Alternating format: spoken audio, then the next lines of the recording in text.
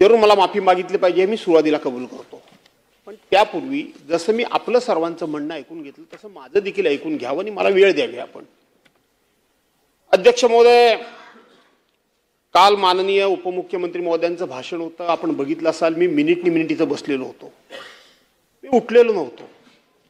काही कंपल्शन जशी अशी जी तुम्हाला आहेत तशी आम्हाला देखील आहेत, नाही अशातला भाग नाहीये. मी यापूर्वी बसून टॉन्टिंग करायचो खालून, गेल्या 4-5 वर्षामध्ये एकदाही मी खालून टॉन्टिंग केलेलं नाही. मी थोडा सभागृहाच्या कामकाजाच्या नियमाबद्दल आणि प्रथे परंपरेबद्दल आग्रही असतो. अध्यक्ष महोदय, आपण बघितलं असाल की गेल्या 2-3 अधिवेशनमध्ये पॉइंट ऑफ ऑर्डर मी सातत्यानं उपस्थित करायचो, मी केलेला नाही.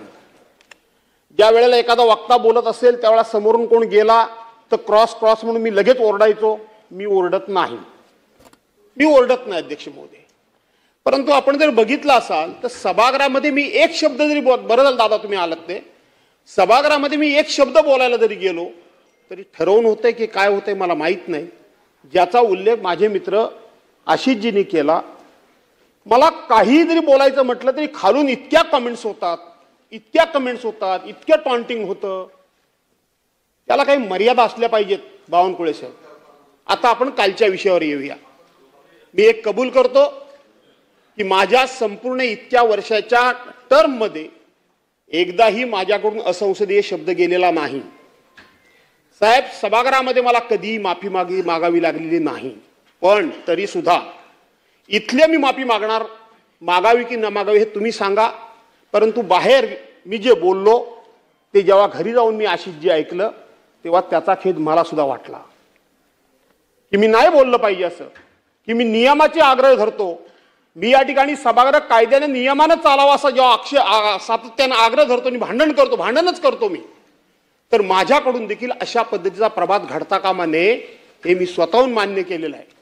परंतु मी एवढंच सांगतो की जरी आपण 32(3) चा काल उल्लेख केला, विधानसभा अधिनियमाचा 32(3) चा उल्लेख केला अध्यक्ष महोदय, मला आपण राईट ऑफ रिप्लाय नसता दिला तरी हरकत नाही आशिषजी, तुम्हाला मान्य करावं लागेल. अशा प्रस्तावावर 293च्या प्रस्तावावर 4-2 प्रश्न सभागृहाला विचारला द्यायची पद्धत आहे. मी 2च प्रश्न विचारणार तो, मी त्यांच्या मला बोलू द्या. आपण आपला अभ्यास वगैरे सगळं मला माहिती आहे, हे असं बरोबर नाही. आता हे तुम्ही करता ते बरोबर करता का? म्हणजे आम्ही सहन करायचं.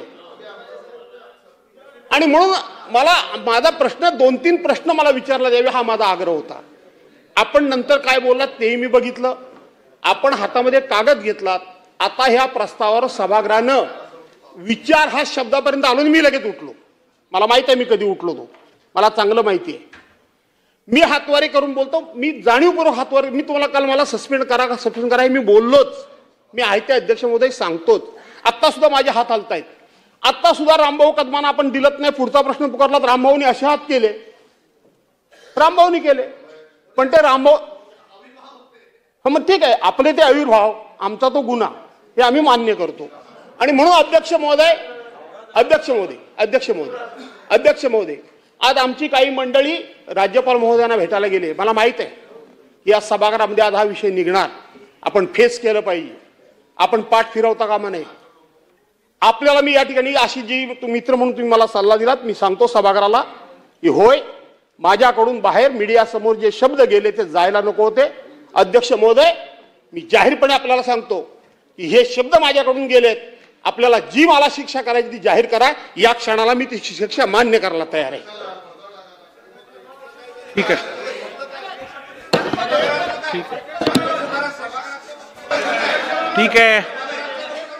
ठीक आहे, बसून घ्या.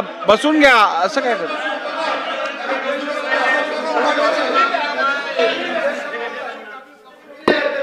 आणि अध्यक्ष महोदय, मी सुरुवातीला असं म्हणालो की मी जरूर माफी मागितली पाहिजे असं मी बोललो. सुरुवातीला मी बोललो, नाही अशातला भाग नाही. त्यामुळं माझं चूकच झाले, मी कबूल करतो. माफी मागितली किंवा दिलगिरी व्यक्त केली, माफी सुद्धा मागतो. याच्या उपर आपल्याला जी काही शिक्षा द्यायची आहे ती आपण द्या, मी घ्यायला तयार आहे. ठीक आहे, चला बस झालं आता. सन्मान्य सदस्य, ठीक आहे, सन्मान्य सदस्य भास्कर जाधव साहेबांनी आत्ताच बघा, एक लक्षात घ्या, हा अवमान काय माझा वैयक्तिक नाहीये, हा या सभागृहाचा अवमान होऊ शकेल तर होत असेल आणि त्यामुळे मला वाटतं आता त्यांनी जी भावना व्यक्त केली आहे ती या सभागृहाने मोठ्या मनाने स्वीकारावी आणि हा विषय संपवावा. 7 Habits of Highly Effective